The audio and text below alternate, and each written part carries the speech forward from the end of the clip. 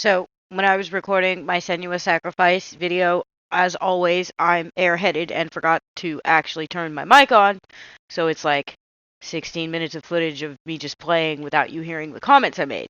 Now, normally that wouldn't be a big thing, and I would just use the footage in the background as I did like a commentary video or something, which is what I'm doing. However, I was upset because there were certain parts in it where I talked about things very specifically having to do with my disorder and how accurate parts of the game is when they describe things. And I talked about the way that the game's perception is really spot on when it comes to feeling confused and fuzzy about the world around you. These colors overlaid onto regular things, she's just seeing that. That's not really there, you know? That's accurate. Like, I see colors layered over things that make me think those things are more significant than they actually are. For instance, certain foods in my fridge I won't eat if there's a certain color over them because I'm like, that's probably going to make me sick, or I'm not going to like it, or it could kill me, or something like that. So there was, I don't know, I was frustrated. There was a part where she talks about like inhabiting a different dimension or a different world, feeling like something's not right when you're in this other world. And I'm like, yeah, like sometimes it feels like all the people around you have been replaced by somebody else. It feels like the house you're in is not the house you were in yesterday. It's a different dimension, like you slipped into a pocket dimension or something, and now everybody's different. There's like just subtle rule changes in this universe with the way people talk and speak and how things are done, things like that. Um, so I was pretty frustrated that all that commentary got wiped out. And, like, I don't know. Like, I'm pretty lazy. So, like, making all that same commentary again is going to be, well, I'm not going to do it. But I did think maybe I could sit here and point out things that I noticed watching it now, right? And just be like, yeah, this is accurate. I go through this. This isn't accurate.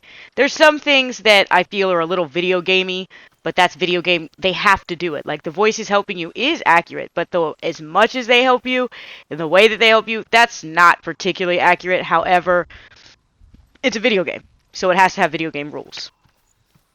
One thing that has been bothering me lately, though, is the price of my meds.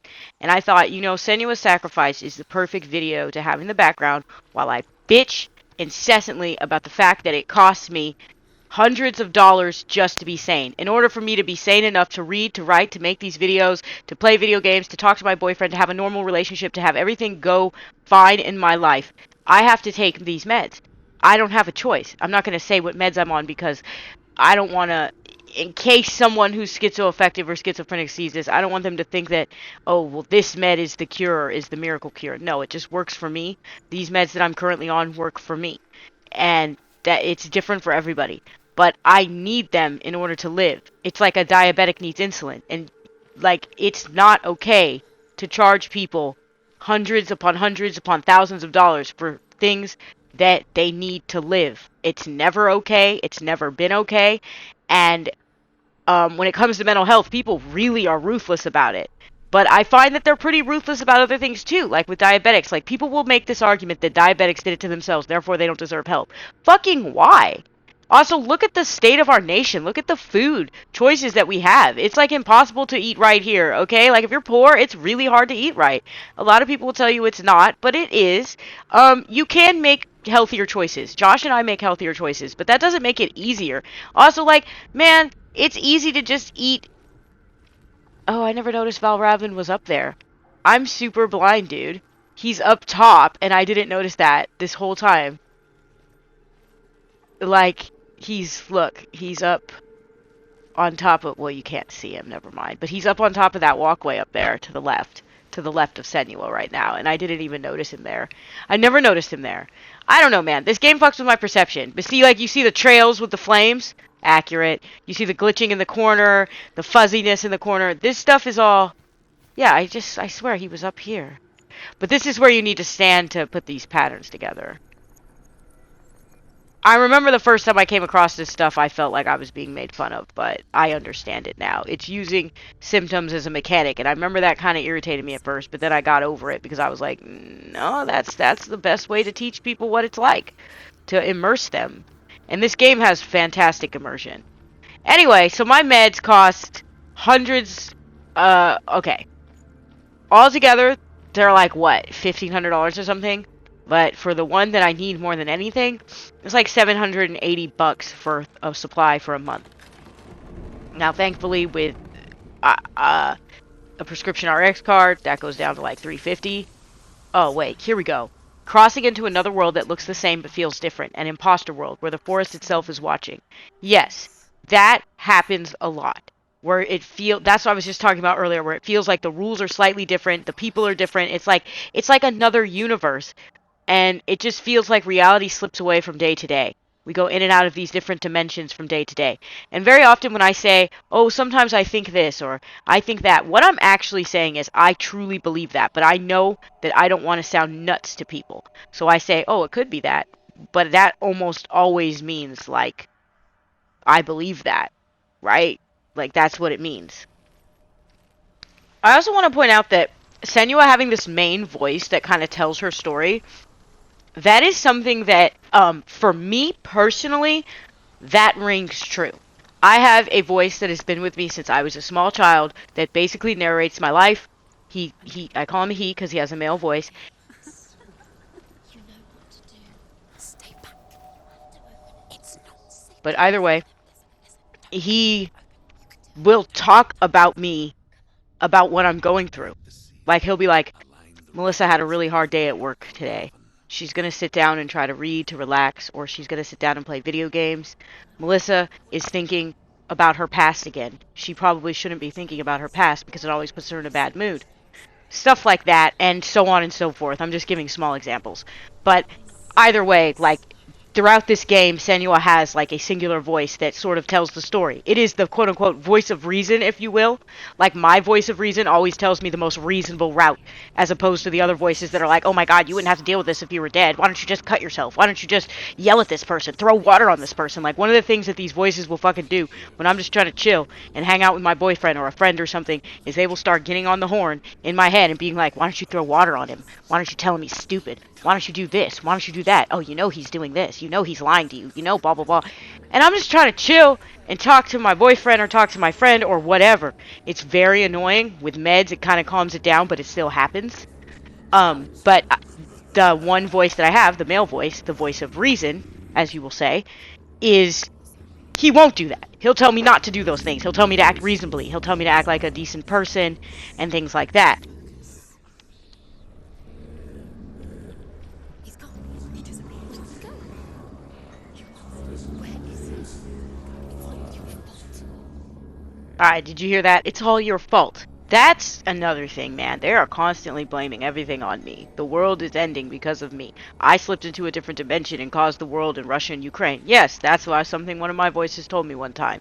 You know? I'm the reason that new good video games aren't coming out, right? Because for some reason my existence causes all bad things to happen in the world. You see the colors and stuff in the corners and the lights coming across.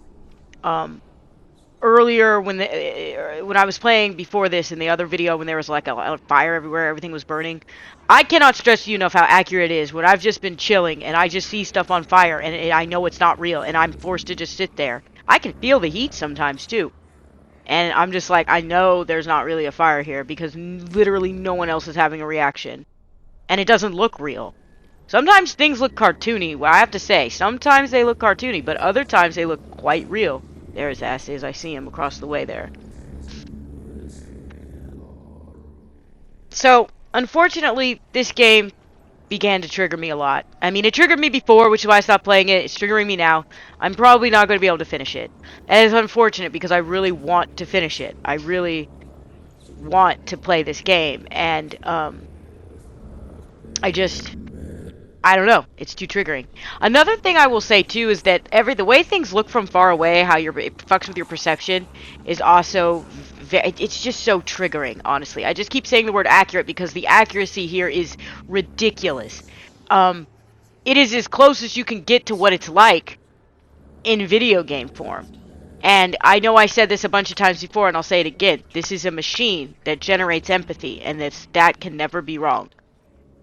You put somebody in the shoes of someone who suffers from psychosis and they will finally understand what our world is like, what the world is like maybe They'll get a sliver of what the world is like for someone with psychosis. I'm not going to say they understand it, but I will say they will get a sliver of it. Those who make it back are forever changed.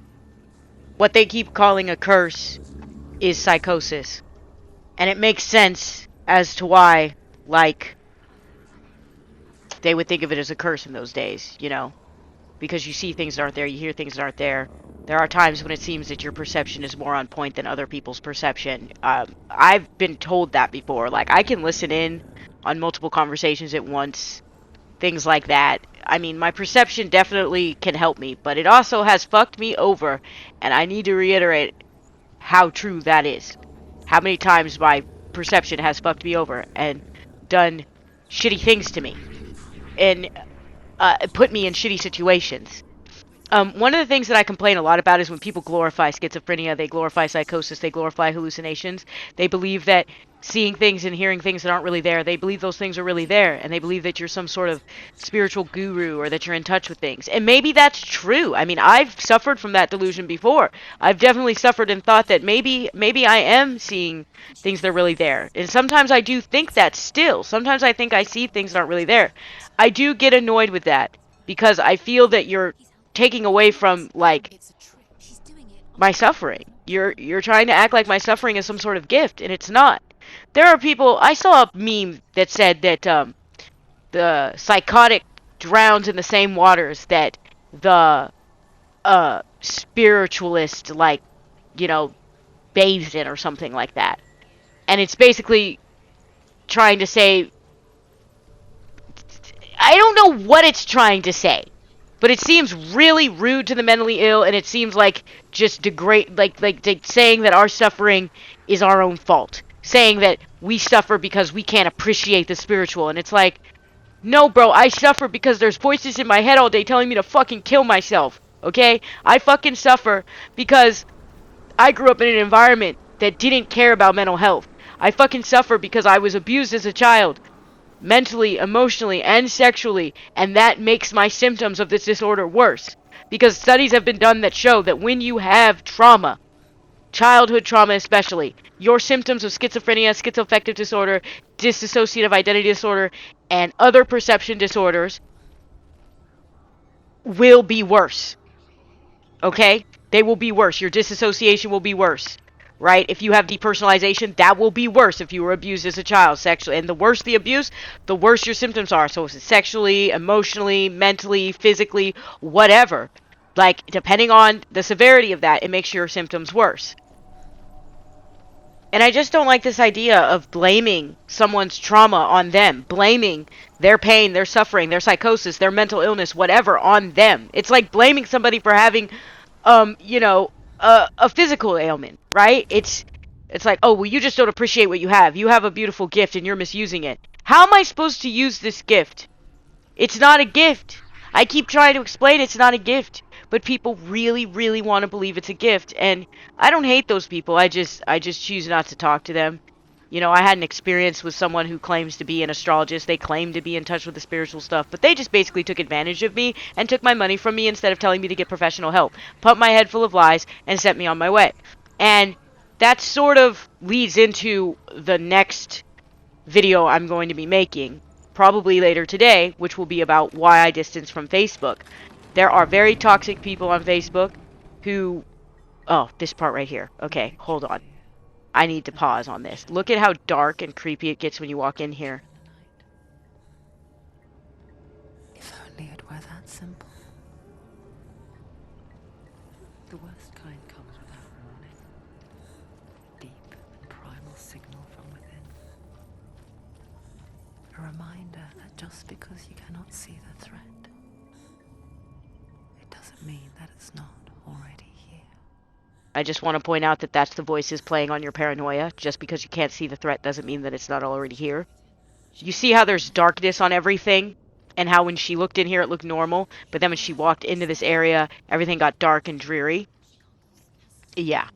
another route. Truth says there's always another route. Find a way, Senua. Go round, Senua. Find your own path. There's a different way. I also want to point out that when they kept saying, find your own way, Senua, find a different path, that I swear I was compelled to be like, you can go your own way. Like, I swear to God. Like, I try to have fun with it, bro. Like, and I don't even know if I'm singing those lyrics right. Something that Josh has pointed out to me is that I have a tendency to just not sing lyrics correctly. But either way, I wanted to make a few comments here and there. But like I said, my next video will be about why I left Facebook. And this again, watch this. See how it's light in here, and then she comes in here and it gets dark and dreary and scary. But when you go out, there's nothing scary in there. And that is very accurate in that there are certain rooms in my house that just make me scared. Like my bathroom. My bathroom is a place of fear. I'm scared somebody's in the shower. I'm scared somebody is hiding behind the door. I'm scared somebody will break in while I'm in there. It's a place where you do private things, and I don't know. I just don't want to be caught with my pants down, quite literally and metaphorically. I don't know. It's like the bathroom is a source of a lot of angst for me. And I used to have like a hallucination of like dead bodies in the tub in my bathroom. Sometimes I still do, but it's like faint. It's hard to explain. They like fade in and out of like reality the more the meds seem to work, I guess. I don't know. But either way, until next time.